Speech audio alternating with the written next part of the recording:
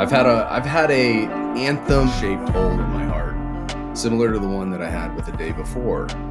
I have all these archetype games that I want to play, and there's been some disappointments, guys. There really has in the past. In the recent past, there's been some disappointments. So I'm excited for Helldivers 2 for many reasons. But first, what is Helldivers? Well, it is a third-person sci-fi co-op shooter.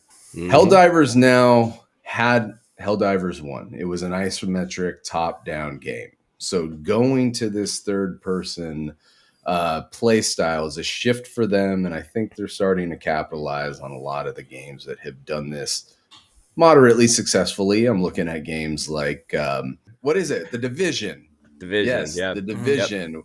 We're seeing this in new games that are coming out in the future with Once Human. So we're seeing a lot of this over-the-shoulder, third-person looter shooter games like Warframe. There's been a few out, but for me, my favorite ones was Outriders and Anthem, even though they were disappointments. We're looking at games that were on the surface very good. The base gameplay was very good and fun and engaging, but like a lot of games today, it was lacking depth. So that being said, Helldivers has us pumped, and I want to talk a little about it. So, Rob, I throw to you. Let's just talk about it. Give us some general things about what we can expect when we dive into hell. So the story is, if you've ever seen Starship Troopers, it's kind of very similar. Sweet. Where like the Helldivers are all these like nameless, faceless soldiers that are going down to fight hordes and hordes of bugs, but also then there's another faction of like robot automatons. And each Okay. planet will be infested with those types of enemies. And when you start out, you're on a ship. You basically go to a table. You get your weapons ready. You go to like a little thing. You pick what planet you want to go to, and then you run to your pod and just dive right down. Okay. So is there a general campaign that we can expect, or is this just the missions show up on the star map and this is what you're gonna do when you team up with your friends? So there's a very short prologue that's a little bit of a training, a little bit of a mission, just to Okay. get you acclimated to the game. And then literally once that ends, you literally see yourself getting frozen, and then you come out later when you want to do your mission. Chase, I know we've played a little bit of Remnant, probably the best third-person looter shooter out there right now. I'm Absolutely. comfortable in saying that. So I know we've been playing a little bit of Enshrouded, some single player games here and there. What about Helldivers called out to you here? You know, it got me going because I love Starship Troopers and I love squashing bugs, and you know, a dead bug is the only good bug. And honestly, man, I saw that trailer and it just tapped into something that like that hasn't been tapped in. Yes, I understand there is a Starship Troopers game, a true, Starship Troopers branded game out right now. I haven't tried it. I'll be honest. I haven't tried it. I've seen the videos. It looks good. But for some reason, I'm just really into this style of like 4-player co-op. You're just out there gonna go kill some bugs, gonna go shoot some robots. You're gonna do your thing, and then you're gonna get back into the drop pod and go do another mission. I love that simple gameplay loop. I think there's something to that where, and we always talk about this is respects my time. And I think we can have a lot of fun in short bursts or even long bursts. We could do a 3, 4, 5 hour session of this game. A game that really caught my, obviously outside of Remnant, and I've brought this up before, was Deep Rock Galactic.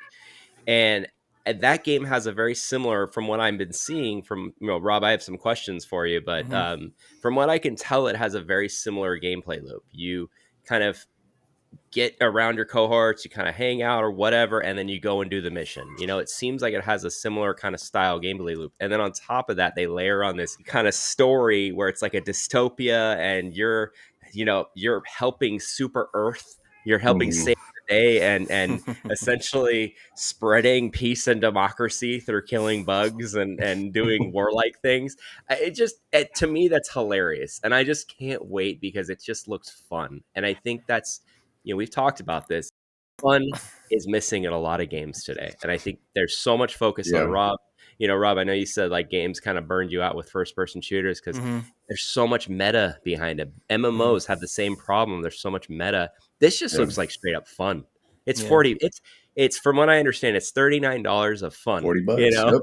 Yeah. Hmm. So I want to talk about quickly the types of missions, Rob. We have operations and are they world?